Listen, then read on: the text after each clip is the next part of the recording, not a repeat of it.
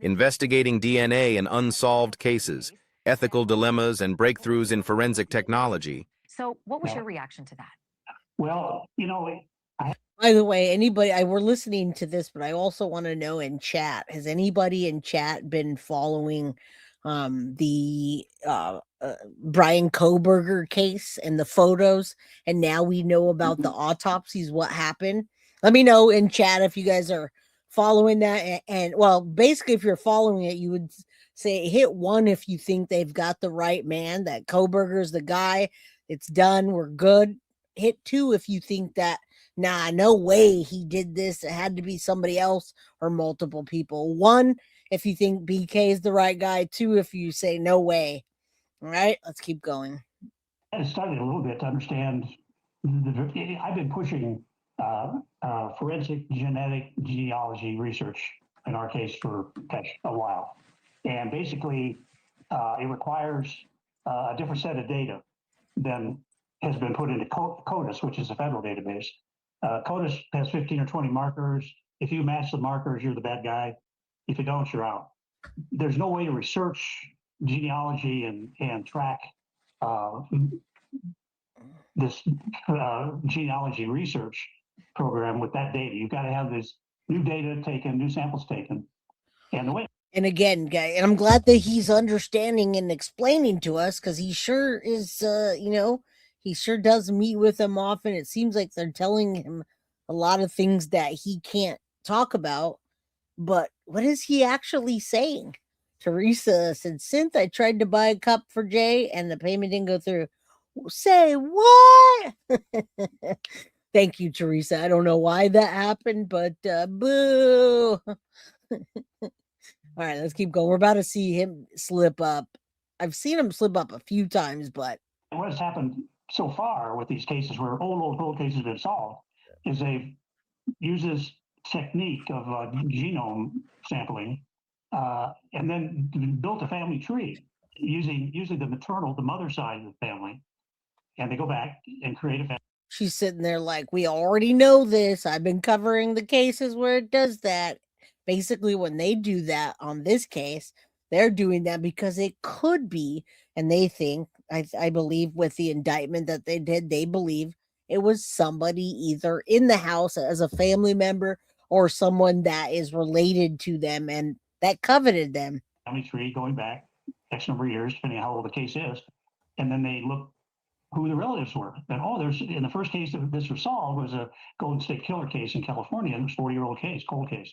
Well, they found this guy that was a relative in the town where this crime was committed 40 years ago.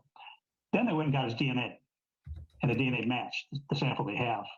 And so, bingo, they found the killer. So it's a huge advance, and I believe it's the way our case will be solved. I think it's a really good chance it could be solved if it's implemented. I learned recently that yes, you can get this data from a hair sample. We have several hair samples from JonBenét's crime scene that weren't identified. We donated hair and pubic hair. Well, again, guys, the number one, they had that house was large. They had a lot of people. There's different parties and things going on. So that can just mean that maybe someone was staying down. Remember where they found her, they didn't originally know that she was there. Okay, so was that down in like the basement area? Was that a room where people stayed the night when they drank too much, or just guess? That doesn't mean anything, and then it depends where they found the hair, and what they're testing, right? So there's a pubic hair sample in JonBenét's blanket. I know, not linked to anybody at this point.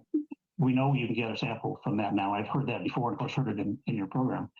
So it's a huge tool to identify killers. Let me ask you this. Given the fact that I believe this it. whole genome sequencing is good enough to identify a 9/11 victim, right, from 24 years ago, and now the standard is being accepted in this massive case, the serial killer case in New York. I know that you've been meeting with the Boulder police about genetic genealogy, but do you think it might be worth going back and knocking on the door and saying, hey, look what they're doing in New York. What about this whole genome sequencing? Why don't we go this route as well? Yeah, we should. And I have another meeting set up with the chief of police. I've met with him in January. I've got another meeting in a week. and he's very close in this case. I wonder if they're using him to get more information, because they're certainly not going to do that with somebody that at one time was a suspect. They ruled them out, but I can't imagine them giving him too much info. It's like he's explaining to us, he's giving us the dictionary or Wikipedia version of what the DNA means and how they do it. We already know this. That's not new. Week or so. And that's my message. We've got to use this technique. I firmly believe it'll solve the case. If we do it and we don't get a solution, then by gosh, I'll give you guys credit. You did everything that technically can be done today. Yep. But it's a huge advance in the use of DNA technology. You know, the last DNA testing in our case was done about 8 or 9 years ago. Technology has advanced dramatically. This is a great example of that. Well, thanks for telling us that, John. Good to know. And Is it ever? it's an amazing tool. And So the difference that this tool provides is the ability to use DNA information.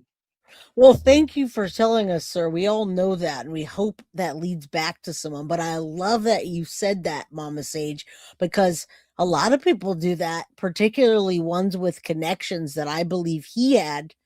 Murdaugh, right? Alex Murdaugh did that. They invited people over and it messed up the crime scene. You're right. John called his friends over and took them where she was before the police arrived, which it compromises the integrity of an investigation. All right. So, I mean, what is he saying here? What's up, Emily Jane? Good to see you. Appreciate you. John is stuck on himself, right? I want to believe there's a mix between RDI and IDI. I think it's going to end up being peripheral. Figured that was around the house regularly, but that flew under the radar for 30 years. Well, put your guesses in, because we're going to hopefully find something out soon. Good. You think they got the right guy? Me too. I am not a conspiracy theorist at all about that Koberger case. To investigate a case. We've used DNA as a country evidence to convict. DNA matches, boom, we got you. Doesn't match, you're out. That's a pretty primitive use of DNA in today's world. yeah. Thank you for watching. Subscribe. We know that, sir. Now let's listen to you slip up, even though we heard you slipping up last time. And remember, guys, what is the new evidence in the JonBenét Ramsey case that they are retesting and then never before tested? We're going to find out soon. We are finding out real soon, but let's watch John slip up in one of his latest interviews. This just came out days ago, and I found it so suiting for this episode with all the things going on. There's got to be partial truths. What did we talk about today? JonBenét's in the Epstein files. That's blowing up on TikTok. People still believe that. They want those files released without the redactions. New DNA rulings and fresh leads are put into this case. And yeah, Lisa Boo, I've heard a family friend is a possibility. Absolutely. All right, Emily, it's always good to see you. I'm glad you rolled on in. Make sure I didn't miss anyone. And Andy says, not AI. I checked. Sorry, Jay. Love you, Jay Mods. Okay. All right. And the owl's like, what is she talking? What is she saying? And then, where's my avocado super sticker? Well, love you. Just kidding. You guys, we forgot about the avocados. Yeah, yes, Deborah. He's like Daniel Martell. The more he talks, the more truth comes out and the more he slips up. All right, guys, hit that like button. We've been here an hour and 43 minutes. We have 213 people, and let's watch this man slip up and what Deception Detective has to say. Guys, I hope that this episode was eye-opening for you, and I hope you learned something new, even if it's just one thing. I hope you got something out of today's episode. And let's get justice for JonBenét Ramsey finally, before we hit 30 years. When they asked for it. Handwriting samples. We had to write that horrible note, right-handed and left-handed. I'm going to find the note. So they had samples of our handwriting, which didn't match. So they wanted to arrest us on probable cause. They probably did this, so let's arrest them. And beat a confession out of him. John Ramsey has already confessed as far as I'm concerned, but that's another video. I'll link it below if you want to watch it later. Today, I want to continue analyzing his appearance on the Crime Junkie podcast and counting his compulsive lies. I'm Deception Detective, an attorney trained in statement analysis. This channel exposes lies and manipulations.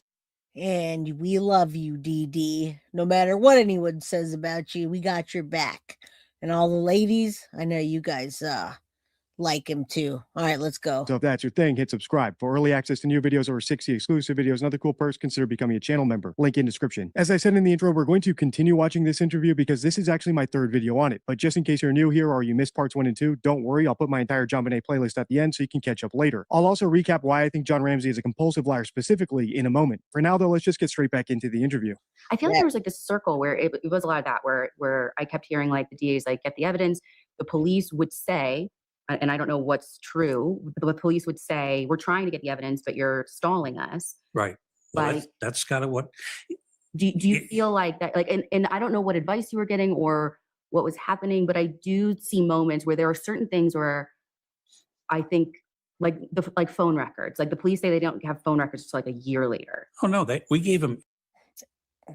Wow, I think sometimes he just needs to be quiet, and you have to remember back in 1996, that's all they really had was telephone records, fingerprints, right? And we can tell if you're a male or a female by your blood or your O negative, B whatever, B, you know what I'm saying? That's it for evidence. Everything they asked for when they asked for it. Early on, we gave them phone records, we gave them credit card records, full access to our bank accounts, everything they asked for. The only thing they asked for a year later, which they should have asked for